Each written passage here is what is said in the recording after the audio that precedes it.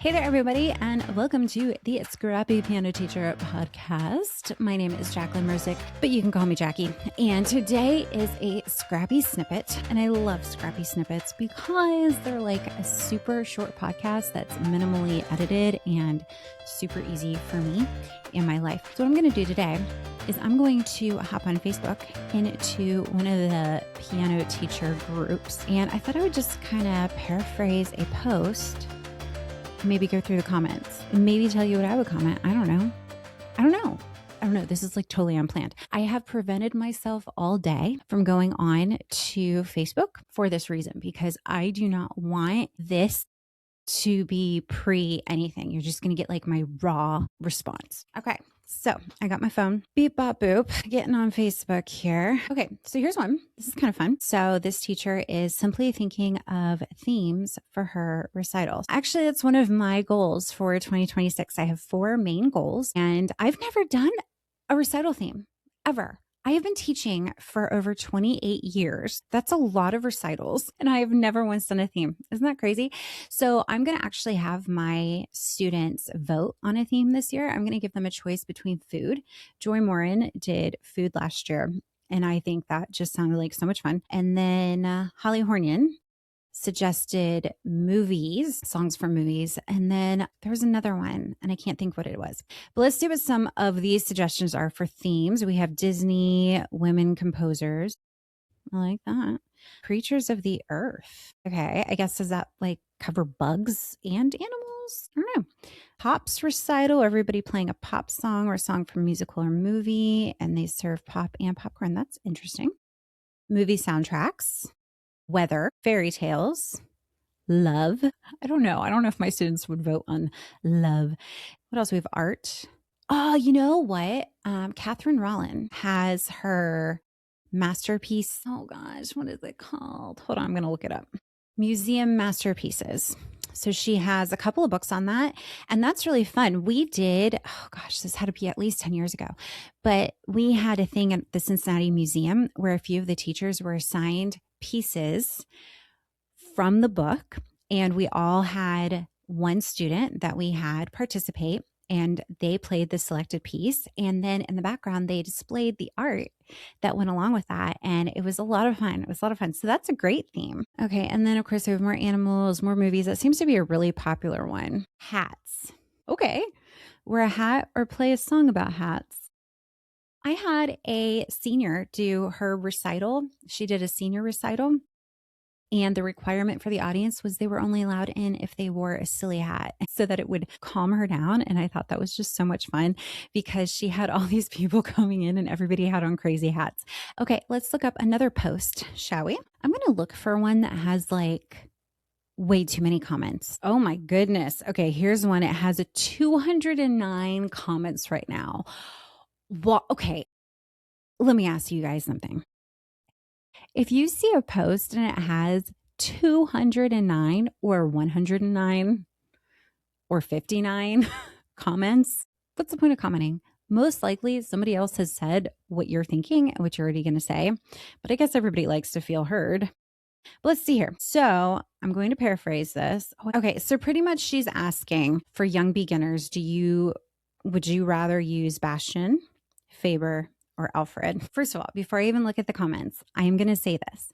If I was talking one-on-one with a teacher and they brought that question to me, my first question that I would ask myself or ask them if I didn't know it is, are you a brand new teacher? Have you ever taught before?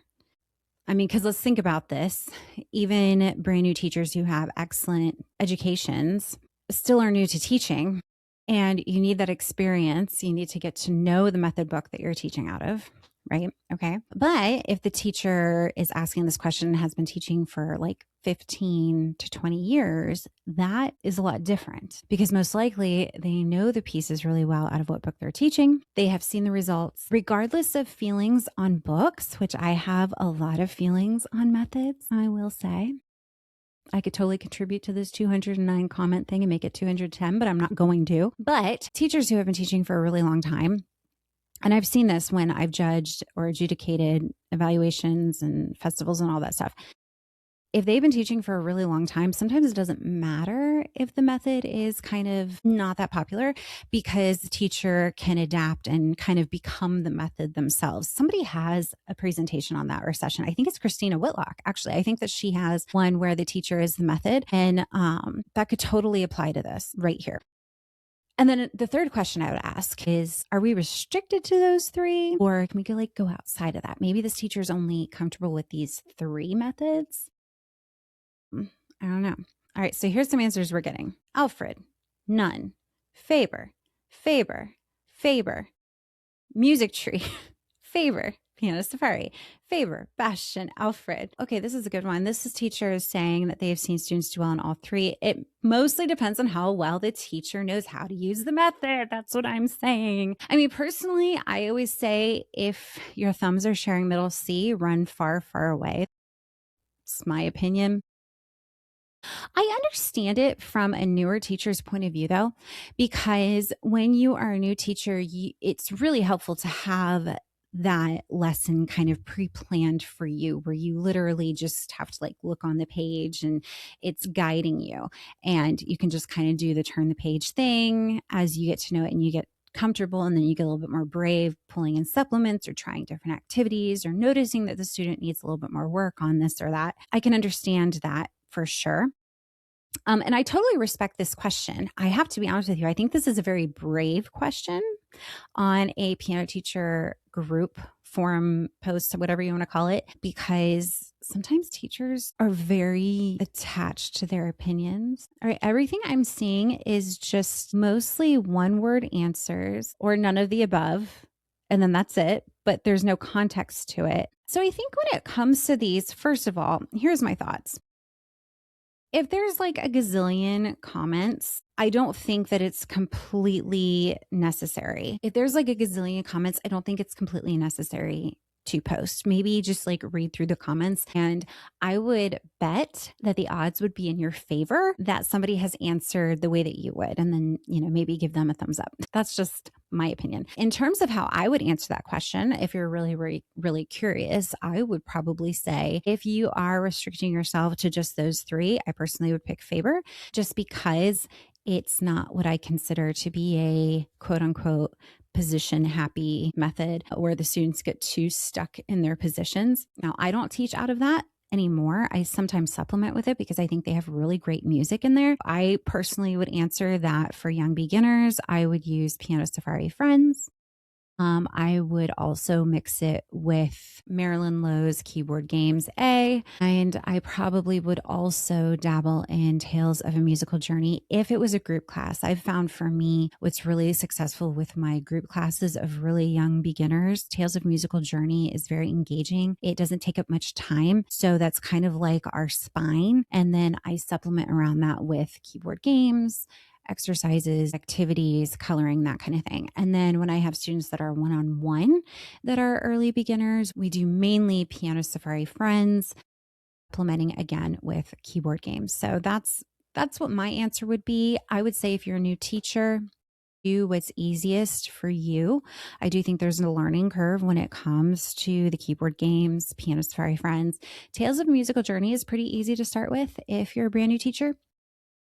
I think if you're a very experienced teacher, it would be good to start exploring some new options, because even if you explore the option and you don't like it, at least you tried it and you'll know why you didn't like it. So that was fun. If you liked that, let me know and I'll do it again. Also, I'm going to do an Ask Me Anything episodes. I'm going to be sending out to my email subscriber list only. You guys can ask me anything and that will be on my next Scrappy Snippet. So look for that email. If you are not yet an email subscriber, oh my gosh, why? Go ahead and you can go to my website, scrappypianoteacher.com, and you can subscribe there. I also should have it in the show notes as well. In the meantime, I hope you guys have a wonderful week. Thanks for joining me, and I'll talk to you later. Bye.